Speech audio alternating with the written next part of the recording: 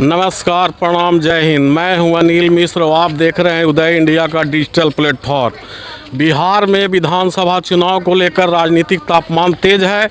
जहां पूरे भारत में पानी पानी है, वहां हम पहुंच चुके हैं गया जिले के टिकारी विधानसभा क्षेत्र के लाभरा गांव में। लाभरा गांव कभी अंग्रेज के ज़माने में हिट लिस्ट हुआ करता था। यहां से सर्वप्रथम गया उत्तरी क्षेत्र के नाम से आम चुनाव जब हुआ था तो गया उत्तरी क्षेत्र से पंडित बिगेश्वर मिश्रा फर्स्ट एमपी बने थे, जो अभी जहानाबाद संसदीय क्षेत्र में आता है।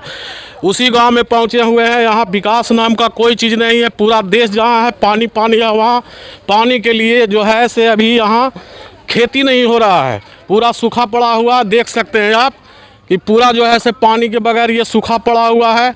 अभी पहुँचे हुए हैं यहाँ पर कुछ लोग हैं, उनसे बात करते हैं। सर, आप परिचय देंगे अपना?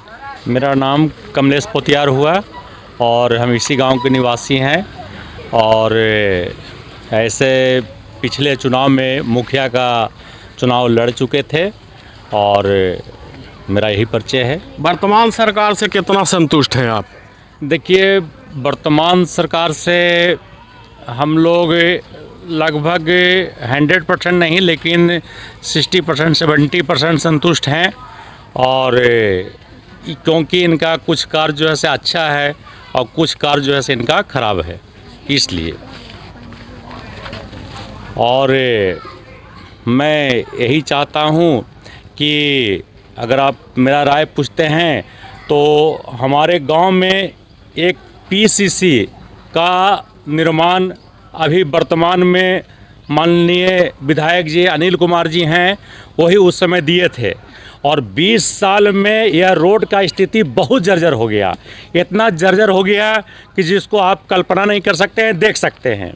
और यहाँ पर जो है पानी का भी जो व्यवस्था है वो उड़ाई कई बरसों से नहीं हुआ है। जो रोड पर बरसात के दिनों में जब भी पानी पड़ता है तो जम जाता है। तो इस बार ऐसे कुछ दिन पहले हमारे गांव में आए हुए थे, तो उनसे हम लोग ग्रामीण जनता रिक्वेस्ट किए कि इसको रोड को तुरंत निर्माण किया जाए। अगर निर्माण नहीं किया जाएगा तो हम लोग जो है से इस बार उनको सहायता नहीं करेंगे।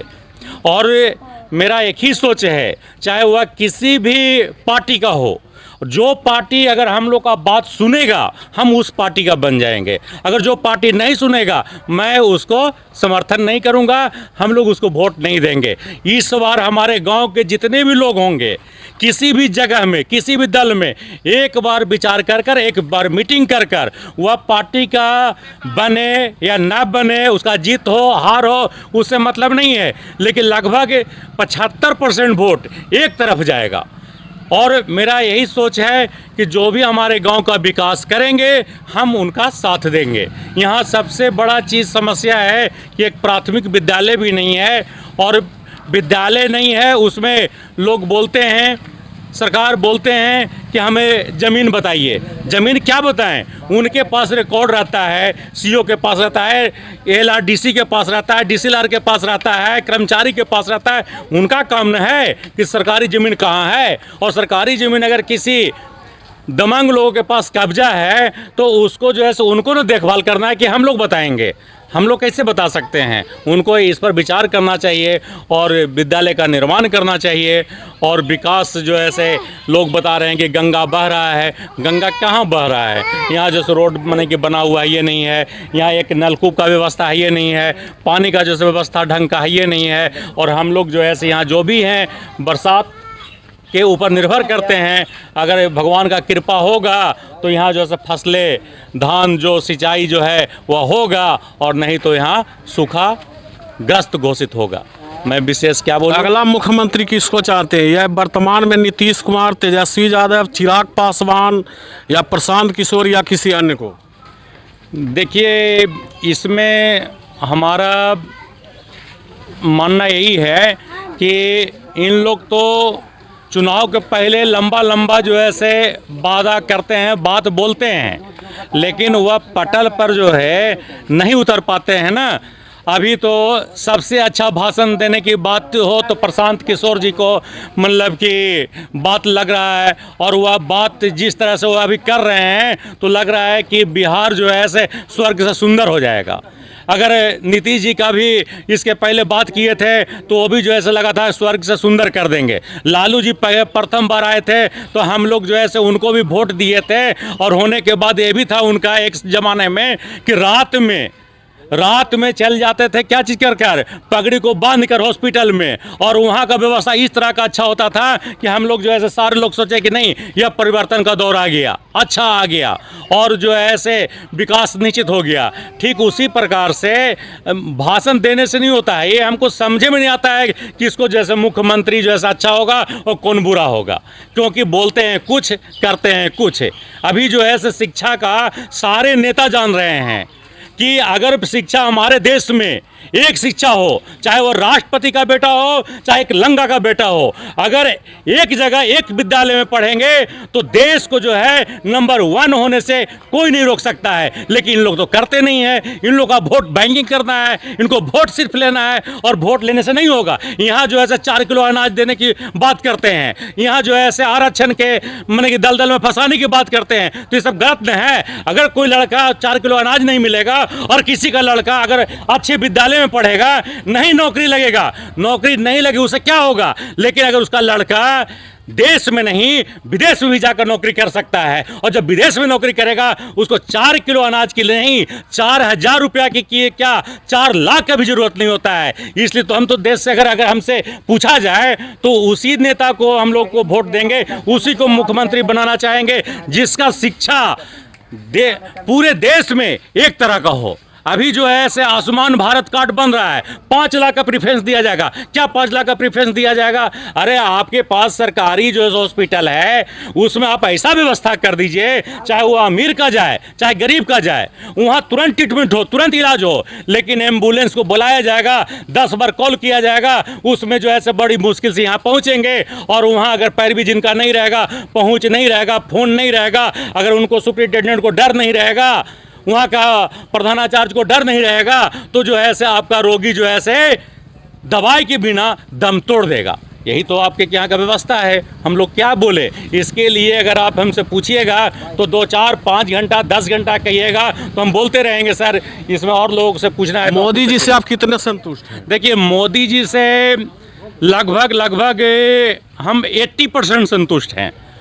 उनका जो है बहुत सा काम अच्छा हुआ है और कुछ काम जो है से उनका गलत है।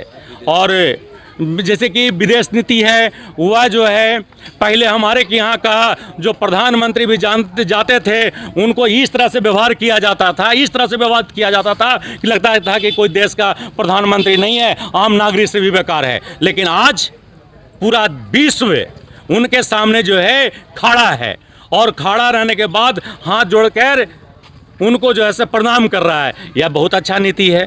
उनके बारे में बोला जाता है, विपक्षी लोग बोलते हैं कि खाली जुमला करते, बात करते। नहीं ये मदारी की तरह दम नहीं, ये जो है 1% नहीं 100% बेबुनियाद गलत है। उदाहरण स्वरूप देख लीजिए, यहाँ तो नेता चाहते हैं कि कभी भी समस्या सुलझे नहीं, उलझ कर रखे। क्योंकि अभी जो है आप लोग को याद होगा, शायद मीडिया वाले हैं, आपको मैं क्या बताऊं, समझे, आप सब चीज जानते भर में इस तरह का बात करते हैं तो हमको शोभा नहीं देता। मैं नहीं बोल रहा हूँ, अच्छा नहीं लगता है, क्योंकि आप लोग तो पढ़े लिखे होते हैं ना। अरे अनपढ़ आदमी कुछ भी बोल दे। आप देखिए कि राम मंदिर बनने के लिए वहाँ मस्जिद को तोड़ा गया था, उस समय कितना लोग मरा था सबको अंदाजा है? बहुत लोग मरे गए थे, और जिनका जो कितने लोग विधवा हुए थे जिसको आप कल्पना नहीं कर सकते हैं। हमारा हृदय उससे द्रवित नहीं, बहुत से लोग को जो है से आज भी उसको याद कर कर विचलित हो जाते हैं, व्यथित हो जाते हैं, अकबका जाते हैं। लेकिन एक मोदी जी के रीजन में ये तो सुप्रीम कोर्ट का आदेश से हुआ, उसको सम्मान किए, लेकिन इन्हीं को श्रेय मिलेगा। कहा गया है कि सिपाही लड़ता है, नाम जो है उनका होता है, हवलदार का होता है, ठीक उसी प्रकार से लेकिन मोदी जी को ही कहा जाएगा। लेकिन एक फतिंगा का भी मर्डर नहीं हुआ, एक फतिंगा भी नहीं मरा, और शांति ढंग से राम मंदिर का निर्माण हो गया। अब जो है हिंदू मुस्लिम राम मंदिर और मस्जिद का नामो निशान नहीं रहेगा। इनका देन है। 370 धारा, लोग त्राहिमाम होते थे, वहाँ के इतना बड़ा पत्थर फेंकते थे, समझे, किसी का औकात नहीं हुआ, किसी पार्टी में दम नहीं हुआ। एक मोदी जी ऐसा आदमी थे कि 370 धारा को भी समाप्त कर दिए बिना एक हिंसा का। कहीं पर भी जो ऐसी हिंसा नहीं हुआ। और एक आदमी को कहीं पर अगर कोई आदमी मरा हो 370 धारा ख़त्म करने में, अब बताइए आप, यह जो है से मोदी जी का ही देन है, समझे। और आप जो काम वो कर रहे हैं, हमारे देश में एक बहुत बड़ा समस्या है कि जिस दिन हम लोग जात पात से उठ जाएंगे उस दिन मेरा देश सोना का चिड़िया जो कहा जाता था, सोना का चिड़िया नहीं प्रेस रिपोर्टर साहब, या डायमंड का चिड़िया कहा जाएगा, डायमंड का देश कहा जाएगा, इसमें दो राय नहीं है। क्योंकि यहाँ क्या है कि हम अगर जिस समुदाय के हैं और हमारे के यहाँ समुदाय के मुख्यमंत्री अगर बनना हो तो वो गलत भी कर रहे हैं तो भी उनको सही कहेंगे, और जो सही कर रहे हैं उनको भी गलत कहेंगे। यही हमारे के यहाँ खराबी है। यह जो है आपको उठना होगा और आपको देखना होगा, जो अच्छे कार्य हैं उनको अच्छा काम कीजिए, जो खराब उनका कार्य है वो खराब काम को कीजिए, ये या उनको बोलिए कि भाई ये काम इनका गलत है। बहुत बहुत धन्यवाद सर।